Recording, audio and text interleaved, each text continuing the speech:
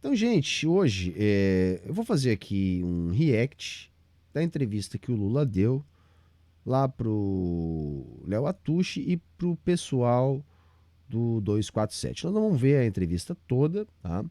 Mas nós vamos ver alguns trechos, tá? Eu separei ali um trecho de mais ou menos uns 20 minutos, tá? Onde o Lula comenta algumas coisas e que é o trecho onde tem aquela fala que viralizou dele na semana, mas viralizou um trecho de um minutinho ou dois ali, onde ele fala que quer fuder o Moro, né? E aí é lógico, a oposição caiu em cima, pegou mal pra caramba, enfim, isso está sendo utilizado. Isso foi ontem, né? Hoje o Lula voltou a repetir uma fala para dizer assim, no mínimo muito infeliz a respeito do Moro, essa história toda do PCC, do atentado que a PF teria descoberto e evitado contra o Moro e a família dele. E aí o Lula, indagado, começou a rir e disse, não, isso deve ser mais uma falcatrua do Moro, nós vamos investigar, etc. E é lógico, eu acredito que até o Lula pode ter razão nesse sentido, sabendo qual o tipo do Moro e sabendo que não teria por que o PCC desprender tamanho interesse numa figura irrelevante como o Moro, uma figura que não representa nenhuma ameaça excepcional ao PCC que ensejasse uma ação como essa. Então eu até acho que o Lula pode ter razão, mas o fato é que é óbvio, né, gente? O Lula, como presidente da República, ele não pode levantar esse tipo de bola para um moribundo político que nem o Moro, né? Basicamente foi só isso que ele fez, porque aí ele deu um holofote pro cara, jogou uma luz no cara, enfim. Tem muita coisa estranha nessa história toda e eu decidi então a gente pegar esse trecho aqui da entrevista do Lula lá pro 247, um trechinho de 20 minutos, que ele fala algumas outras coisas e chega nesta parte aí, que é a parte que viralizou. É lógico, eu estou pegando uma parte maior, por quê? Porque a minha ideia é colocar ali o contexto para que vocês entendam, né? Para além daquilo que tá circulando aí no Twitter e outras redes com um videozinho aí de um minuto ou dois, apenas para dizer que o Lula quer, na verdade, ferrar o Moro, e nós vamos ver que não foi isso que ele quis dizer ali, apesar de, lógico, a fala não ter sido das mais felizes. Então, bora lá, vamos pro vídeo, vamos ver aí esse trechinho que eu separei aqui pra gente. Deixa eu entrar num tema aqui que é ligado à comunicação, mas tem a ver com a pesquisa IPEC que saiu nesse fim de semana, né, que mostrou assim, 44% dos brasileiros têm medo do comunismo. Quero perguntar se o senhor é comunista, se o senhor vai implantar o comunismo no Brasil, mas mais do que isso, quando acho que foi o diretor-geral da Polícia Federal, Andrei Meirelles, foi na CPI aqui do 8 de janeiro, em Brasília, e falou que as pessoas lá estavam vivendo num universo paralelo, né? Alguns acreditam em ET, alguns acreditam em várias coisas que são do arco da velha. O que o senhor acha que pode ser feito para que as pessoas voltem a ter uma compreensão? Só um adendo aqui, né? Do arco da velha, né, cara?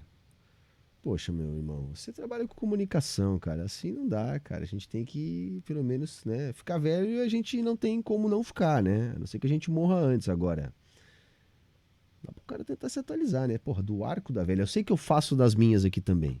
Mas, por favor, me chame a atenção, tá? Se eu estiver falando coisas do tipo do arco da velha, digam aí no chat para que eu perceba que, enfim, não dá, né? Mas vamos lá. Eu gostei desse trecho aí, separei esse trecho porque o Atush está indagando o Lula a respeito do comunismo, né? Então vamos ver. Será Lulão um comunista? Vamos ver a resposta do Lula. Eu acho que diz bastante coisa.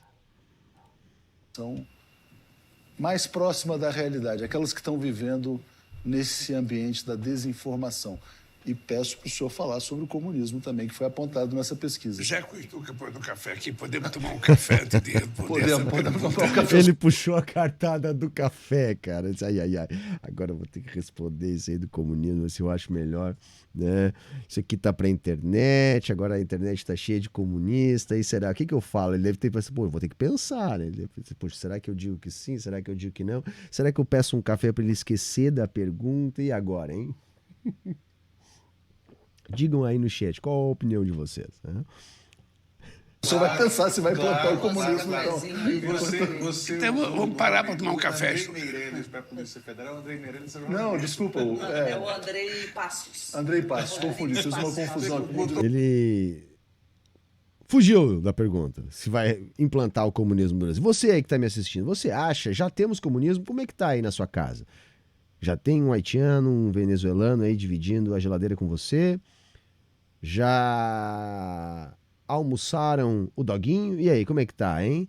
O comunismo já chegou aí? Já estão dividindo a escova de dente? E aí, fala pra mim. O Andrei Meirelles para delegado da Polícia Federal. Peço desculpas. Não, aqui, e mas depois Você não quer café?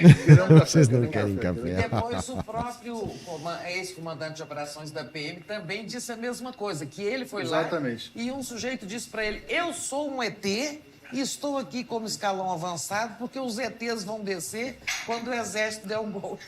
Isso foi uma revelação dessa semana passada.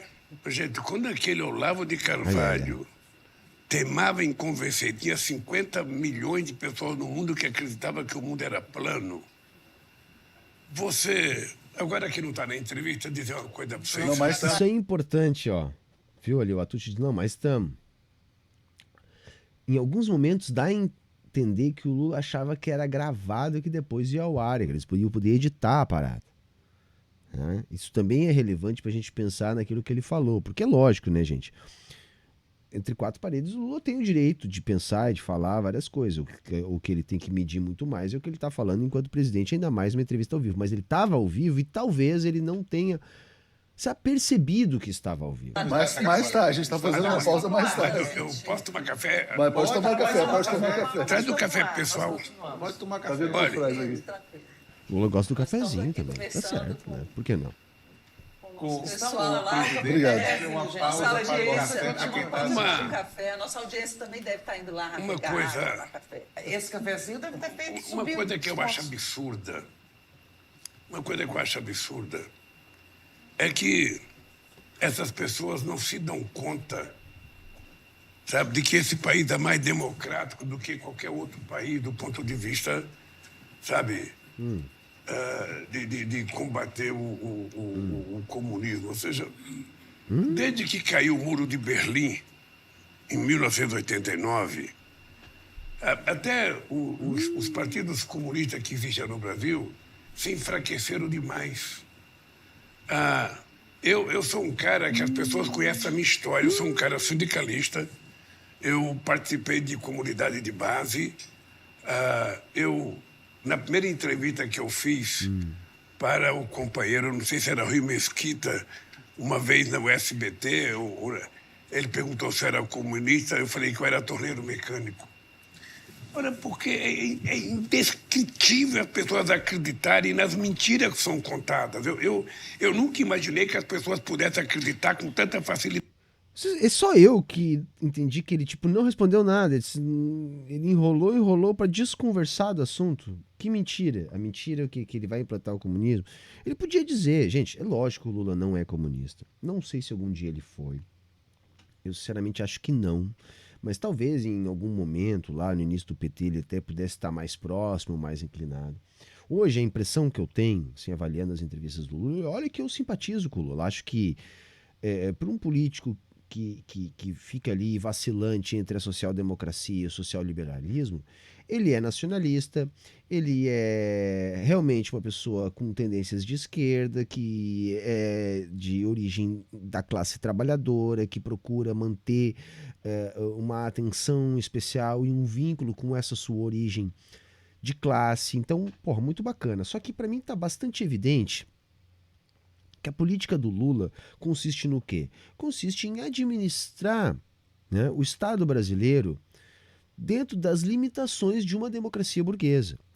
Ele está absolutamente convencido de que isso é a grande política, que o sonho comunista é uma coisa que se enfraqueceu, como ele disse ali, que passou, que acabou, que, enfim, ele pode até guardar algum respeito por alguns colegas, amigos, enfim, pela questão histórica, mas ele não acredita, tá, ser possível qualquer transformação mais estrutural. Ele acredita que o que ele propõe é o que pode ser mais avançado para a nossa política aqui no Brasil, que é o quê?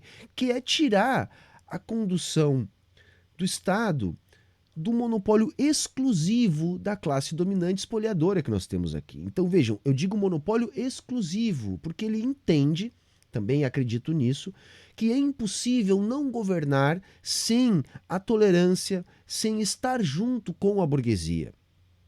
O que ele tenta fazer é aquilo que ele acredita que fez e que na cabeça dele deu muito certo, e em alguma medida até deu, mas nós sabemos das limitações disso, em seu primeiro mandato. Ou seja, ele acredita que pode negociar com essa classe dominante para fazer com que essa classe dominante tolere o projeto petista, e o projeto petista é um projeto que não afronta os interesses dessa classe dominante, mas que ao mesmo tempo procura garantir uma melhora na qualidade de vida para a classe trabalhadora. Então, a proposta lulista é essa. E veja, eu não tenho problema nenhum com isso, isso é uma proposta franca. Diz, olha, o Lula poderia simplesmente dizer, olha, se ele não fosse político, mas como político ele é, até entendo a razão dele não dizer isso abertamente, porque ele sabe que base de apoio dele também é, em alguma medida, mais simpatizante com o socialismo, com o comunismo. Então ele não fala porque ele é político, ok, a gente está aqui também interpretando dessa maneira. Mas se ele fosse passível de uma honestidade que na posição dele não há a possibilidade de exercer, se ele fosse totalmente honesto, ele poderia dizer, olha, não, eu não sou comunista, eu não acredito no comunismo, eu acho que isso não é possível, que nós não temos condições para isso, que isso é uma proposta que já foi superada e que o melhor que nós temos a fazer é disputar o Estado junto com essa burguesia mais expoliativa para, no meio das coisas que já acontecem, a gente conseguir garantir alguma melhora na qualidade de vida dos mais pobres, que a gente possa conseguir um pouco mais de soberania. E vejam, não é nem soberania total, é um pouco mais de soberania. Eu acredito que o Lula é experiente o suficiente para saber das limitações da democracia, da soberania. Poxa, o cara foi preso injustamente por 500 e tantos dias em virtude de uma perseguição política. Então, dizer que o Lula não sabe as limitações da democracia burguesa, bom, a não ser que a gente seja muito ingênuo para acreditar nisso. Da mesma maneira, a geopolítica internacional. Ele sabe que ele não pode romper com os Estados Unidos, que ele tem que ir lá afagar, que ele tem que fazer um discurso na ONU assim ou assado, que ele não pode dizer abertamente, talvez, o que ele possivelmente possa pensar a respeito da guerra na Ucrânia. Ele não pode negociar com a China deixando de atender às exigências político-econômicas dos Estados Unidos. Tudo isso ele sabe. E, para mim, está cada vez mais claro que o Lula sabe, esse é o jogo, ele não está disposto a mudar esse jogo, ele está disposto a utilizar o seu peso político, o seu capital político, o seu poder de articulação política para, nesse jogo, conseguir algum avanço em termos de qualidade de vida para a classe trabalhadora. Veja, isso para mim é honesto. Não há problema nenhum nisso. O que eu digo para vocês que estão aqui me acompanhando é o seguinte: ok, você pode também achar que isso é a arte do possível, que isso é uma política madura. Mas você depois não reclama quando acontecer o que aconteceu de 2015 e 2016 para cá. Nós tivemos avanços no período do PT, sim, inegavelmente, acompanhados da explosão de uma série de outros problemas, mas inegavelmente alguns avanços para os mais pobres, que é o que de fato nos interessa. A questão é que estes avanços, não havendo uma mudança estrutural que somente um processo revolucionário é capaz de proporcionar, são avanços muito frágeis. A gente viu que 12 anos de políticas afirmativas do PT, de políticas de ganho do salário mínimo, de políticas de valorização do emprego, da renda, de políticas de toda a sorte que colaboraram para a melhora na qualidade da classe trabalhadora. Todas essas políticas foram desmanteladas com uma incrível velocidade e facilidade. E essas políticas rapidamente foram substituídas por perdas que colocaram a classe trabalhadora numa situação inferior à que ela estava lá atrás quando o PT assumiu. Haja vista, por exemplo, a legislação trabalhista que foi aprovada, a reforma da Previdência que foi aprovada e o teto de gastos enquanto arcabouço fiscal que foi aprovado. Então vejam, foi muito mais rápido destruir do que construir esses avanços. E essa destruição foi muito maior que o conjunto de avanços. E para que existisse tal destruição, não foi necessário uma figura política potente como a liderança popular do Lula. Então assim, ok, é um projeto válido? É um projeto válido. É um projeto honesto? É um projeto honesto. Eu particularmente acho que o Lula não é um ladrão. Acho que o Lula é honesto nas suas posições dentro das limitações humanas de uma pessoa que vive no século XXI subordinada à ideologia capitalista. Então, assim, o problema para mim não é esse do Lula, né?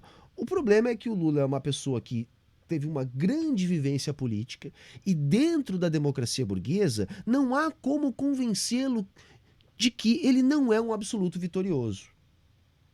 Ainda mais agora, depois dessa volta por cima, né? Depois de 500 e tantos dias presos, mais uma vez reconduzido à presidência da República através do voto. Então, assim, nós não vamos convencer o Lula de que ele não está certo. Tá? E ele está absolutamente convencido de que, olha, eu pude fazer daquela vez, agora está um pouquinho mais difícil, mas é possível. E é isso que ele está repetindo. Né? E eu nem fico brabo dele não responder a pergunta direito, que ele não respondeu, gente. Vocês vão ver, ele fugiu da resposta. Eu não fico brabo, porque assim, ele é político. Seria muito mais honesto ele dizer, não, eu não sou comunista, não acredito, para mim isso hoje não passa de uma utopia, o sonho acabou, já era. A arte do possível é a gente conseguir, junto, negociando com a burguesia, algumas migalhas pro povo. Ele podia dizer isso, mas isso seria um sincericídio que não pegaria bem. E aí, por isso que ele tergiversou dessa maneira aí, fugindo da resposta pro Atush, e entregando ali uma fala mais do que confusa. Tá? Mas logo logo ele vai chegar na parte que nos interessa, que é a parte da discussão que gerou lá o corte que a direita está aproveitando. Vamos seguir. De mentira. Sabe, embora eu não queira ficar falando o nome do ex-presidente, é inacreditável como é que esse cidadão conseguiu montar uma máquina de conduzir mentira nesse país, que uma parcela da sociedade vive com base na mentira. É muita mentira, é muito ódio, é muita provocação, é muita coisa que a gente não estava habituado a conviver. E é incrível que isso não é só no Brasil, isso é nos Estados Unidos também. Isso foi na Itália, isso é na Espanha com o Vox. Ou seja, está cheio de grupo de extrema-direita renascendo. Isso é sintoma, tá, gente? Isso é sintoma da crise prolongada do capitalismo. Eu já falei isso aqui 1 milhão de vezes, mas assim, o óbvio precisa ser repetido até ele ser naturalizado. O fascismo, ele surge na crise prolongada do capitalismo. Então, assim, é um sintoma do capitalismo tardio, é um sintoma de falência desse modelo de capitalismo e nesses momentos históricos, né, é onde os antagonismos de classe ficam mais expostos, o que força um movimento de contestação do capital que, por sua vez, faz-se levantar a reação. E o fascismo é um movimento político da reação, gente. É essencialmente reacionário. Então é necessário uma reação daquele setor da sociedade que está se sentindo ameaçado pela conjuntura de crise prolongada. O capitalismo, gente, ele tem na ideologia um dos seus mecanismos centrais, né? Um dos grandes diferenciais do capitalismo para os modos de produção que o antecederam, já na era da propriedade privada, eu insisto, é que antes a classe trabalhadora sabia que era explorada. O que faz a classe trabalhadora não saber que é explorada no capitalismo é a ideologia. E a crise prolongada afeta o poder da ideologia sobre o trabalhador. Porque a ideologia faz o trabalhador, a trabalhadora, acreditar na democracia burguesa, faz o trabalhador, a trabalhadora acreditar que ele votando bem, que ele trabalhando bastante, que ele estudando bastante, que ele sendo empreendedor, que ele sendo inovador, que ele tomando banho gelado, que ele fazendo tudo certinho, que ele comprando o curso do coach, que ele fazendo tudo aquilo que prometeram, ele vai ter uma vida melhor e o futuro vai ser melhor. E a crise prolongada do capitalismo começa a colocar em xeque essa visão de mundo. Peraí, eu estou fazendo tudo certo, a sociedade está Atitude se correta, esforçando camarada. tanto para fazer tudo tão certo, mas as coisas não melhoram. E isso pode fazer essa pessoa começar a olhar para o lado e de repente pensar, mas espera aí, quem sabe existe alguma proposta antissistêmica, já que o problema é o sistema. Aí surge a reação. Nesse ciclo da reação, a reação precisa dizer o que para o trabalhador? Precisa dizer que o problema não é esse sistema. Precisa botar o problema em outras circunstâncias. Então pode ser por uma necessidade de expandir os mercados, pode ser na necessidade de colonizar parte da população, de subjugar parte da população, pode ser no sentido de reivindicar ameaças às estruturas que organizam a sociedade capitalista, por isso se reforça machismo, racismo, xenofobia e coisa do tipo. Então, o fenômeno fascista é típico da crise prolongada do capitalismo. E a gente está vivendo isso porque a gente tem que começar a entender que de 2008 para cá, o capitalismo entrou num estágio onde ele está procurando uma nova forma de se estabilizar e até então não conseguiu. Agora ele está arrumando para aquilo que é provavelmente o último estágio da sua tentativa de se reorganizar, que é uma guerra de grandes proporções. O capitalismo sempre utilizou de uma guerra de grandes proporções para se reajustar, para continuar crescendo mais um tempo. E isso já está em curso. Já está em curso.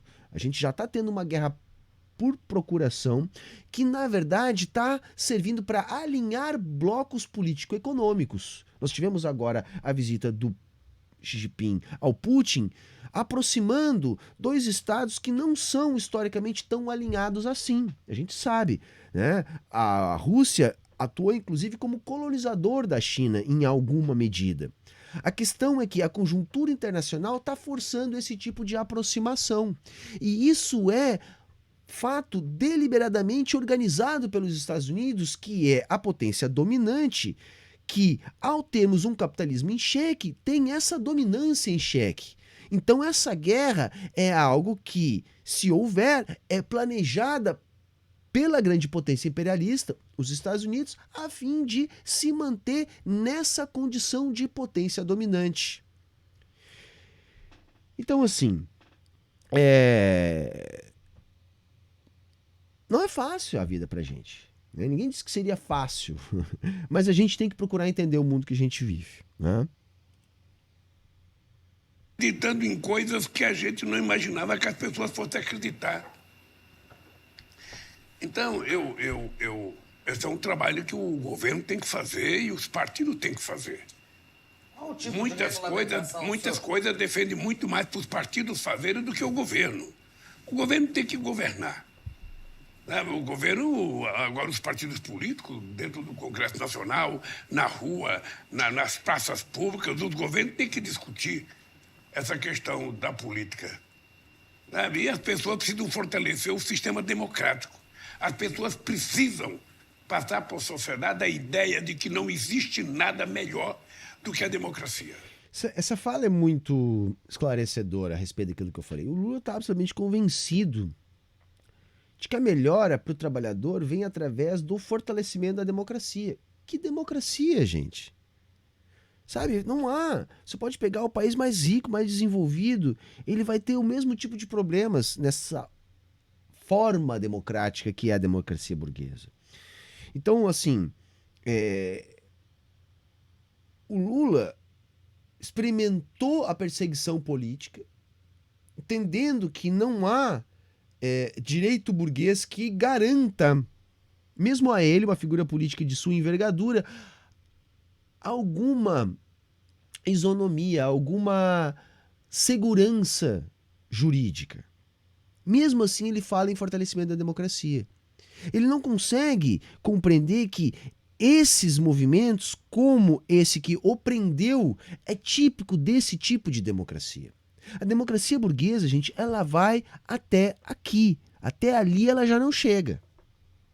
Por mais que ela se fortaleça, é até aqui, até ali ela já não chega. A gente está vendo agora na França, né? O Macron recorrendo a uma atitude absolutamente autoritária, né?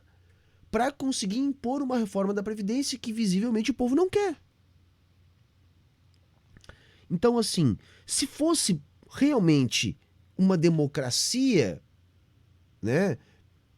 Imaginando que dos 20 e poucos países mais ricos do mundo, a França está entre eles, bom, se nem lá a gente tem algo que a gente pode de fato chamar de democracia, o que resta para o resto do mundo? Para países como o Brasil ou para países ainda mais dependentes do imperialismo que o Brasil.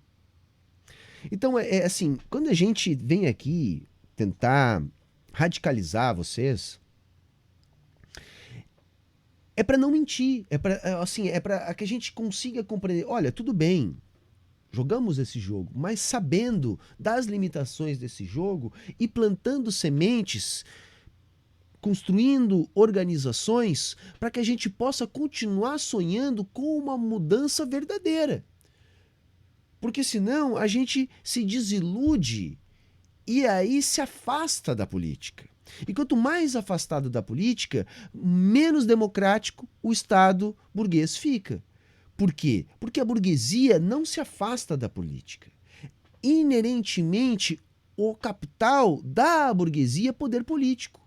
O poder político, na democracia burguesa, ele deriva do poder econômico. Então o burguês, ele pode não gostar de política, mas a partir do momento que ele tem capital, ele exerce uma influência política na sociedade que o conduz a participar da política. Enquanto que o trabalhador é o contrário. O trabalhador, quando desiste da política, ele se rende à alienação do trabalho. Então ele se dedica apenas à sua função de reprodutor do capital do burguês. E então, tendencialmente, ele se aparta da política. Então ele sai do sindicato, então ele sai do partido, então ele sai do coletivo, então ele sai da associação de bairro, do círculo de pais e mestres, ele sequer participa da reunião de pais na escola do seu filho ou na reunião de bairro. Por quê? Porque, tendencialmente, o capitalismo faz isso com o trabalhador que vende o seu trabalho de forma alienada. E faz o oposto com o burguês. Porque o burguês, mesmo não querendo, ele é conduzido para dentro da política em função do seu capital. Só que se eu ficar aqui apenas reproduzindo o discurso que o Lula está reproduzindo, é um discurso que para o Lula faz muito sentido, porque afinal de contas ele é um vitorioso dentro dessa lógica política burguesa. Mas não faz sentido para você que está aí me ouvindo. Porque você não foi eleito presidente 3 vezes. Porque você não acredita que algo pode realmente mudar dentro desta lógica da política burguesa. Então é meu dever dizer para você exatamente o que eu estou dizendo. Não, a política burguesa funciona assim, a gente deve lutar assim para conseguir direitos dentro da política burguesa. Sim, mas sem perder de vista o horizonte revolucionário, porque caso contrário nós vamos se decepcionar sempre. Não tenho nada contra a figura do Lula, vocês percebem isso, e eu deixo isso muito claro. Eu só apenas aponto limitações e tento manter viva a chama da esperança, porque senão a gente cai num niilismo besta, saca? Eu vou garantir o meu, porque se eu conseguir aqui uma vidinha classe média e consiga ganhar os sonhados 10 mil reais da classe média brasileira por mês, eu tô safo e o resto é que se dane. Não importa se o governo é do Lula ou do Bolsonaro, se é mais ou menos democrático, mais ou menos fascista ou não. E veja, eu nem culpo quem cai nessa, porque se vocês estão entendendo onde eu quero chegar, a massificação do trabalho, a alienação do trabalho, te conduz a isso. Te conduz a isso, né? Mas isso é altamente estéril. Então, o nosso dever é continuar aqui dizendo não caia nessa. Ok, lute pelo seu saláriozinho bom e a sua tranquilidade para viver, porque, como disse ainda há poucos dias atrás, a gente precisa sim ser feliz, senão a gente pira. E se a gente pirar, a gente não faz nada, a gente não constrói revolução nenhuma. Agora, fazer isso não significa abrir mão de um projeto de mundo que sustente um ideal de liberdade pra gente, né? De abolição do trabalho alienado, de uma vida que desenvolva as nossas verdadeiras faculdades, que a gente possa ter acesso ao fruto do nosso trabalho, que a gente não tenha uma submissão política subordinada ao capital construída a partir da nossa própria espoliação. Porque isso é o ideal comunista, né? Vamos seguindo. Não existe nada melhor. Se não fosse a democracia, eu que vos falo não teria sido presidente em 2003, não teria sido candidato. Viu? É isso. Para ele deu muito certo, mas deu certo para você. Para você que está aí me ouvindo. Você se sente representado por essa democracia? Quando você olha para o parlamento, você percebe lá representantes do povo. Quando você olha para os seus governos, sejam regionais, no governo do estado, nas assembleias legislativas, nas câmaras municipais, você se sente representado por essa política? Você acha que os cidadãos são iguais perante a lei? Eu acho que não, galera. Eu entendo perfeitamente o Lula acreditar nisso. O Lula, né? Ele não quis fugir do país, quis enfrentar um processo de lawfare por acreditar que conseguiria virar politicamente isso, e só que ele conseguiu. Então, o que pode fazer ele não acreditar nisso? Só que nós não somos o Lula, né? Essa é a realidade. 59, o segundo colocado em 89, e muito menos teria a reeleição. Muito menos eu teria agora na presidência da República. A democracia que permitiu que eu estivesse aqui, sabe? Uma democracia de... É, uma democracia que permitiu que você estivesse aí, Lula, concordo, mas permitiu que o Bolsonaro estivesse lá. Permitiu que nós tivéssemos não sei quantos generais ao longo da história, né? Porque, enfim, a galera chama de ditadura, mas constituída a partir da democracia burguesa, que nunca se estabeleceu por completo no Brasil, e toda democracia burguesa, em país subdesenvolvido, flerta o tempo todo com uma ditadura fardada. E outra, mesmo que agora você esteja aí, Lula, qual o seu poder de mudar? Você não consegue mudar a taxa básica de juros da economia. Que democracia é essa? Você fez uma campanha inteira, Lula, falando, você está hoje falando, hoje voltou a repetir. Tem um conjunto enorme de economistas gringos vindo para cá falar a mesma coisa. Não se consegue mudar uma fucking taxa de juros. Que democracia é essa, Lula? Você foi eleito para isso e você não consegue fazer isso. Você não consegue simplesmente substituir o presidente do Banco Central eleito na gestão passada, indicado pelo eleito da gestão passada. É isso que a gente chama atenção. Difícil, com muita luta, enfrentando muita barbaridade, enfrentando muito dinheiro, sabe? Então, nós vamos ter que vencer esse debate. Nós vamos ter que vencer tentando mostrar que a democracia é o sistema político que pode garantir que esse país seja um país mais tranquilo, com mais amor, com mais fraternidade, com mais solidariedade e sem ódio. Acho que a gente ainda tem uma rodada, não tem? Eu tenho, gente. Deixa eu te falar uma coisa pra você. Não, pode perguntar mais coisas. Não tem? Então, 6. O que eu tenho para fazer? Só perguntar, então. Minha última. Eu vou ficar, pode ficar, vamos conversar. Então não vamos tem? conversar, vamos bater Não papo. fico com pressa, Eu não. queria falar uma coisa meio pessoal. Como é que o senhor vê as diferenças entre o Lula 2023 e o Lula 2003? Se passaram 20 anos de glórias, mas também de muito sofrimento pessoal para o senhor e político. E como é que o senhor enxerga hoje? Quer dizer, o Lula hoje é mais cético, é mais desiludido, é mais à esquerda, porque acha que esse é o caminho do ponto de vista ideológico. Como é que o senhor vê isso? O Lula sobre Lula. Então, Helena, eu me sinto mais maduro do que eu fui presidente em 2003. Mais calejado, mais preparado. E por isso eu tenho que ter um pouco mais de tranquilidade, porque eu já passei por isso. Sabe, às vezes você precisa se controlar, porque, sabe, tudo que eu estou passando hoje eu já passei. Então eu sou mais maduro, sou mais tranquilo. Eu sou um cara que tenho mais paciência hoje do que eu tinha, sabe, no outro mandato. Muito mais paciência. Sei que as coisas não são feitas na hora que a gente quer, mas é na hora que a gente constrói para fazer. Nós temos que reconstruir a nossa, sabe, relação internacional, que era muito forte e que desapareceu. Mas agora vamos ter que reconstruir tudo isso. Eu casei o ano passado, eu estou casado de novo, sabe? Eu tô um jovem de 30 anos de idade, parece que não sou, mas eu tenho... Eu digo para todo mundo que eu sou...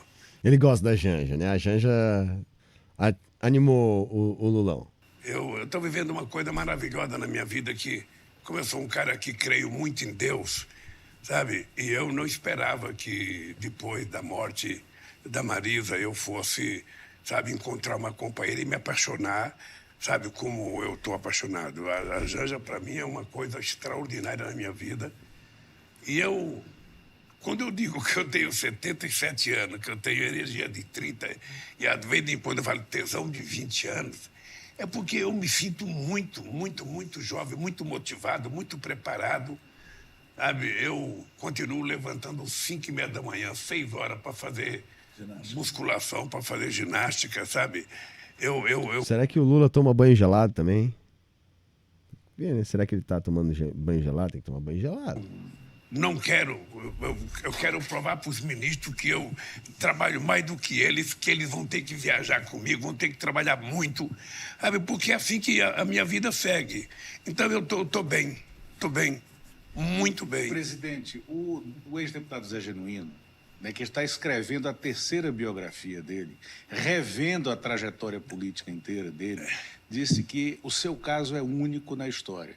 É de quem viveu uma trajetória de ascendência, exerceu o poder, viveu o que viveu naquele período, né, do auge da Lava Jato, e agora, que é um caso único, volta para Acho que agora é que ele vai entrar no caso da fala problemática lá em relação ao Moro. Escrever, né, o período em que tentaram colocar o senhor para baixo. Né? E que isso é único numa trajetória política. Né? Olha, Está mais à esquerda? não, para mim tem uma coisa que é uma coisa sagrada. Eu sei o que eu passei. Eu sei a estrutura de mentira que montaram. Eu sei o processo de destruição que fizeram. E é sempre muito difícil, porque muitas vezes você tem amigos que desaparecem, sabe? Não é todo mundo que te fala mais bom dia para você. Eu tive 9 horas de Jornal Nacional me destruindo. Eu tive 59 capas de revistas, milhares de páginas de jornais, contando os mais absurdos possíveis contra mim. Mas hoje todo mundo te ama, viu? Hoje toda essa mídia aí tá apaixonada. Não, por mas isso. eu tinha noção que fazia parte de uma estrutura que não era nem uma estrutura só brasileira. Eu tenho consciência. Isso aí, assim, eu parei porque o Lula várias vezes já falou isso. Ele tem noção do imperialismo atuando, do processo de lawfare, de tudo que aconteceu. E por isso que eu fico pensando assim, com a experiência que ele tem, com o que ele passou, ele sabe das limitações. Só que ele é político, ele joga com isso. Ele sabe que ele não pode, por exemplo, escalar abruptamente, sem qualquer tipo de medida, a guerra contra o Campos Neto e a taxa de juros. Ele sabe o que isso pode acarretar. Isso não quer dizer que eu não acredite que ele não tenha margem para fazer mais do que ele faz. Eu acredito que sim. Mesmo na democracia burguesa, teríamos como ter um pouco mais de ousadia. Eu acho que o Lula poderia muito mais, dado o tamanho do seu capital político, ainda mais em início de governo. Ok. Mas também não dá para dizer que dá para fazer qualquer coisa. E quando o Lula fala esse tipo de coisa, parece-me que fica muito evidente que ele sabe dessas coisas. Agora, uma coisa é o que ele sabe, outra coisa é o que ele diz, outra coisa é o que ele pode dizer, né? Então, assim, é bom que ele tenha essa clareza de que se tratou, sim, de um processo que tem o dedo do imperialismo, né? Inclusive comandando a nossa mídia de massa, porque é isso que está sendo dito ali. Olha, a mídia me enterrou, mas não é nem só uma questão da nossa mídia, né? A mídia aqui também toca a música escolhida por quem paga a banda, tá? E quem paga a banda não está em Terra Brasílis. Que a Lava Jato fazia parte de uma mancomunação entre o Ministério Público Brasileiro, a Polícia Federal Brasileira e a Justiça Americana, Departamento de Justiça. Eu tenho certeza disso, sabe? Porque foi uma coisa que envolveu toda a América Latina e era uma coisa que era para destruir mesmo, porque as empresas da construção civil brasileira estavam ocupando espaço no mundo inteiro. Essa fala é uma fala muito acertada dele, vamos prestar atenção. No mundo inteiro, as empresas brasileiras estavam ganhando licitação. Seja no Iraque, seja na Líbia, seja na África, em Miami. Em Miami, o aeroporto de Miami, a Odebrecht estava fazendo o aeroporto de Miami e, ao mesmo tempo, fazendo o porto de Mariel. Os americanos entraram numa justiça proibindo ela de fazer o porto de Miami, porque não permitia fazer obras em Cuba, e eles ganharam na justiça. Então, veja, nós tínhamos 4 ou 5 empresas de engenharia que estavam dominando grande parte, sabe, dos países da América Latina e da África. Bem, e no Oriente Médio também. Então, eu sabia, eu tinha mais ou menos noção. Entendeu? Eu vou te contar uma coisa que eu não sei o que eu te falei. A primeira pessoa que escreveu um artigo e disse... Como é que você falou? O Alvo é Lula, foi você. E eu tinha certeza que o objetivo era chegar até mim. Eu tinha certeza. Muitas vezes eu não acreditava que fosse chegar. Porque eu não conseguia entender como é que eles viram construir a mentira. Sabe, construíram e chegaram. E é engraçado porque a sentença do cidadão que mandou me prender é uma sentença que não tem criminalidade. Agora a gente está entrando na parte da sentença e logo ele vai entrar na parte que ensejou todo o debate. Mas eu chamei a atenção e só quero sublinhar o que ele falou a respeito das nossas construtoras.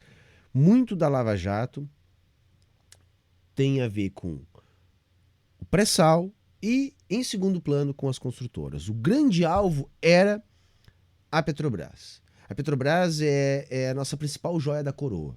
É o nosso passaporte para o desenvolvimento, se bem explorada, né? E com o pré-sal, então, diante do que vinha sendo feito na Petrobras, era rigorosamente necessário destruir aquele projeto que estava em curso na Petrobras. Que era um projeto que, na verdade, era um grande projeto de construção de soberania nacional.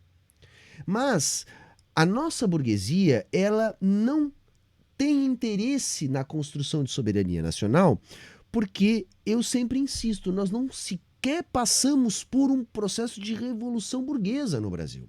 Nós tivemos uma transição burguesa que fez com que os laços coloniais nunca fossem desfeitos.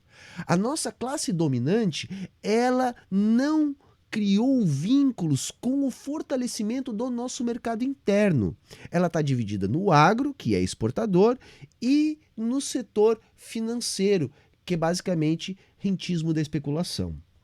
E nesse espectro aí, não há espaço para o desenvolvimento de um mercado interno soberano que está no centro do debate que envolve a Petrobras grande. Então, o alvo principal do que aconteceu no Brasil com o golpe sobre a Dilma, a prisão do Lula, era esquartejar a Petrobras, já que era muito politicamente difícil privatizá-la por completo, então se privatizou sem privatizar, que basicamente é o que aconteceu na Petrobras, né, com a entrega dos campos de pré-sal, com a entrega do setor de distribuição, com a diminuição da capacidade de refino, com um loteamento do conselho administrativo e, por fim, com o preço de paridade de importação para os combustíveis. Isso aí fez com que a Petrobras deixasse de ser nossa e ainda por cima entrasse num grave ciclo de desinvestimento que no médio e longo prazo inviabilizaria a continuidade da empresa como uma empresa estatal. Então, o foco da Lava Jato central era a Petrobras. E o segundo foco era o setor da construção civil, que na fala acertada do Lula também estava ganhando o mundo, com uma capacidade de realização que hoje nós não temos mais, deixando este mercado inteiramente para empresas estrangeiras, uma vez que se inviabilizou a continuidade do desenvolvimento dessas empreiteiras aqui no Brasil a partir da novelização do escândalo produzido pela Lava Jato.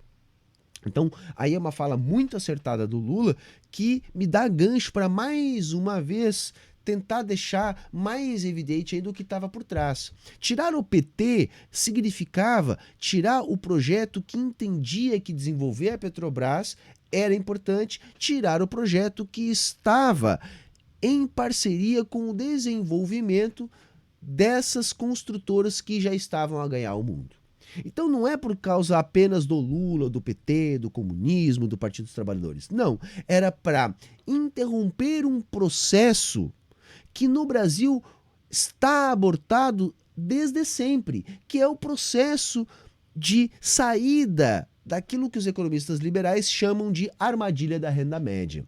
Se o Brasil desenvolve seu mercado interno com potencialidades que garantem soberania nacional, como a Petrobras, como as empresas de engenharia, como o nosso setor de indústria naval, de indústria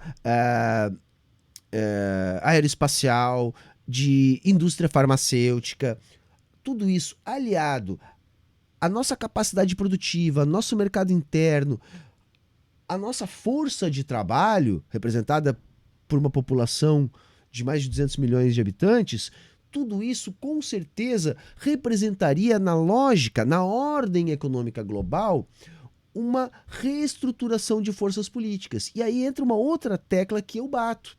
Essa necessidade de permanente colonização que os Estados Unidos impõem a países como o Brasil serve para manter inalterada a lógica de transferência estrutural da riqueza daqui para lá.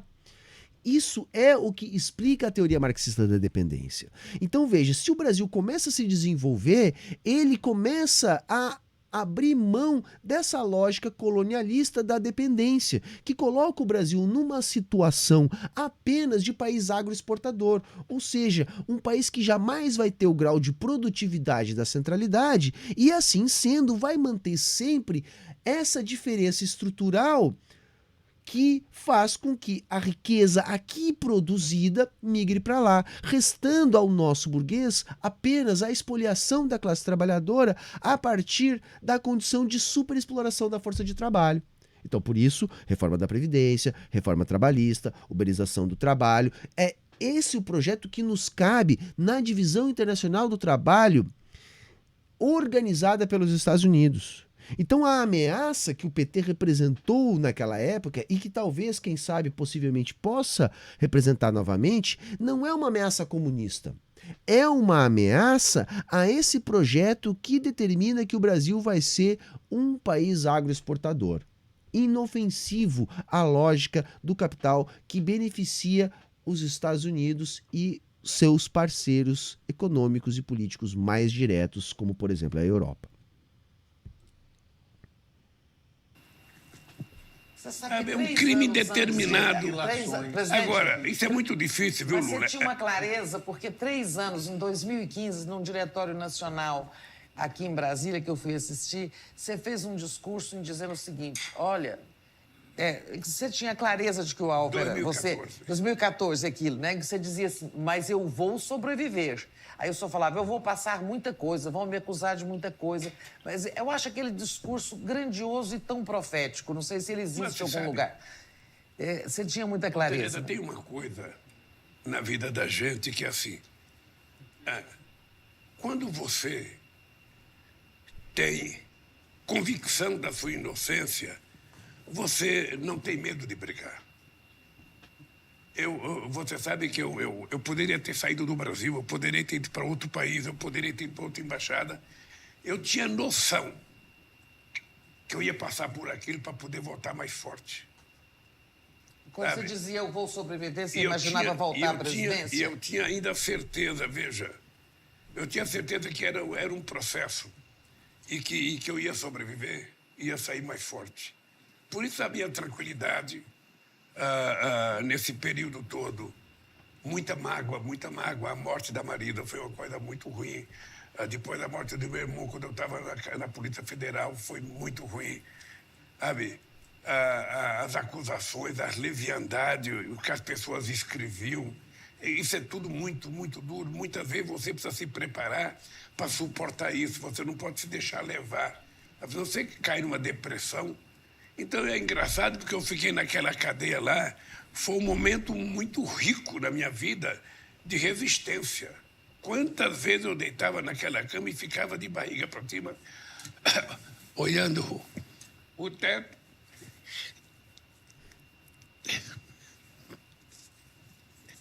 Realmente foi assim muito, muito duro, né? E para quem acompanhou de fora também, presidente, quer dizer, realmente foi um ataque ao Brasil, não foi só ao senhor, né? O Brasil foi atacado. Foi uma... Você sabe que eu acredito muito em Deus, porque eu acho que é muita força para você sobreviver àquilo. Outros coitados, sabe, no mundo, tem muita gente que se delatou, possivelmente sem precisar se delatar. Pessoas que Se quebraram, que não né? suportam, que ficam quebrados. Nego ameaçando prender filha, prender mulher, prender um monte de coisa. E nem todo mundo suporta isso. Nem todo mundo. Você veja, você pega um cara como a Aécio, ele não aguentou uma capa da revista Veja, ele... Sabe? O senhor Então, sabia como que eu estava tinha- sendo torturado. Como Era eu uma tinha tortura. inocência, era tortura. Como eu tinha inocência, uma coisa que eu tinha muito orgulho, que eu nunca contei isso, mas, por exemplo, de vez em quando ia um procurador, Atenção. entrava lá de sábado ou de semana para visitar se estava tudo bem. Entrava 3 ou 4 procuradores lá e perguntava tudo bem, falava, não está tudo bem, só vai estar bem quando eu foder esse muro. Sabe? Não, vocês cortam a palavra foder aqui. Não, é quando eu falava assim, olha, quando eu estou aqui para... Viu? Vocês cortam a palavra foder. Ele não se ligou que estava ao vivo.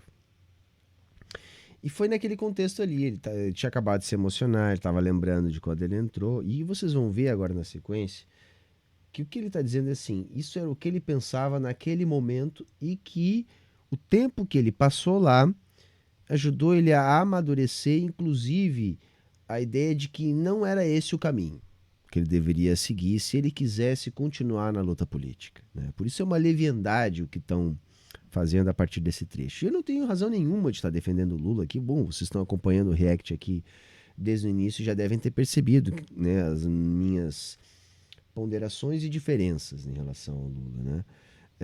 Mas a gente não pode ser desonesto e brigar com a realidade, tá?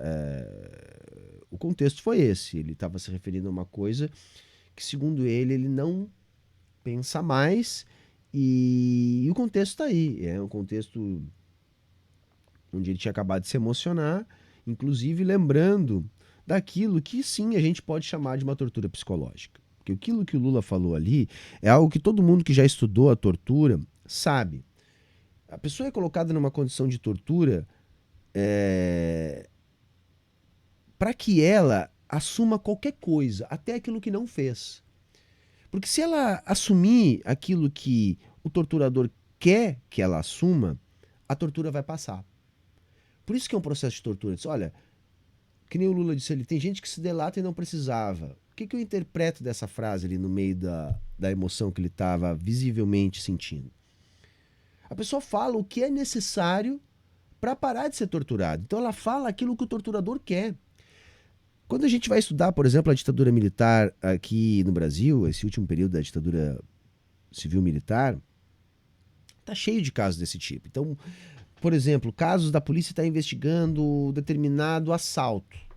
E aí prendem lá determinado militante e passam a torturar esse militante para que ele fale quem cometeu esse assalto. Ou que ele assuma que foi ele que cometeu esse assalto. E aí, o militante lá, em função de tanto que apanhou, querendo parar de apanhar, ele vai lá e diz, não, fui eu. Ou diz, foi o fulano. E como é que a gente sabe que, na verdade, esse tipo de delação é falsa?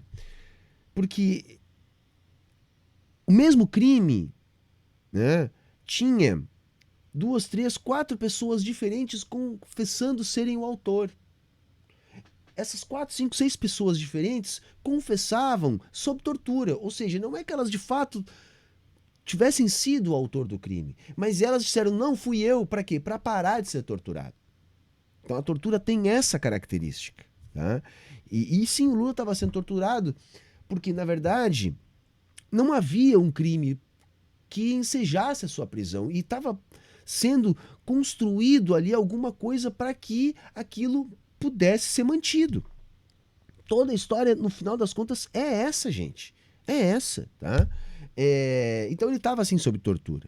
Então é natural que uma pessoa que está sob tortura, que uma pessoa que sabe que foi condenada por questões que não aconteceram, é lógico que essa pessoa vai sentir raiva, vai querer se vingar em alguma medida. Isso é extremamente humano, né? É um sentido de defesa, inclusive. E para mim é isso que o Lula está relatando ali, mas vocês vão ver agora que ele quer, ou pelo menos ele dá a entender,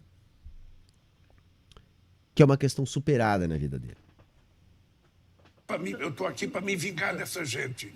Sabe? Eu falava todo dia que ele visitava lá. Se prepare, entrava um delegado, eu falava a mesma coisa. Se prepare que eu vou provar.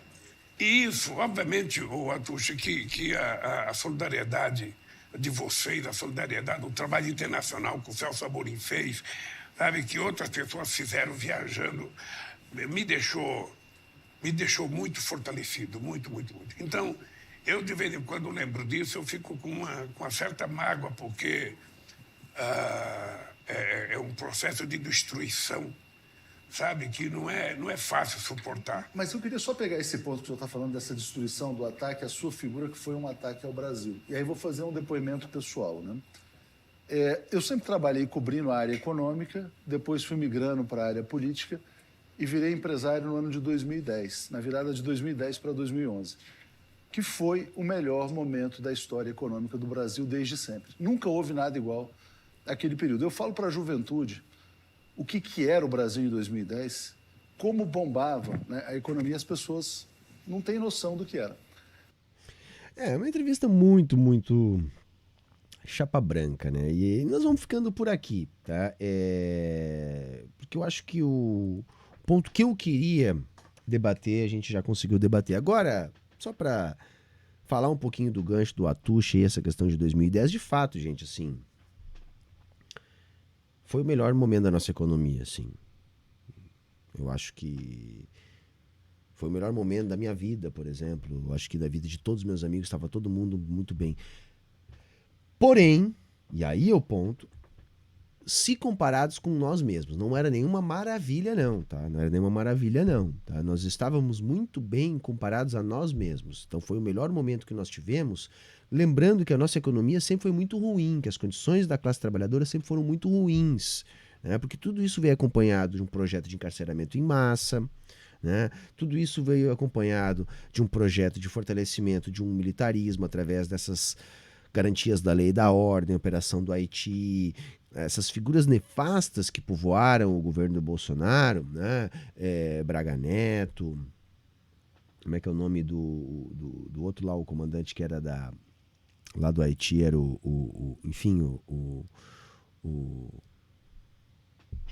poxa caramba, agora desapareceu o nome do velho feio aqui, mas enfim, todas essas coisas surgiram nessa época, gente, tá?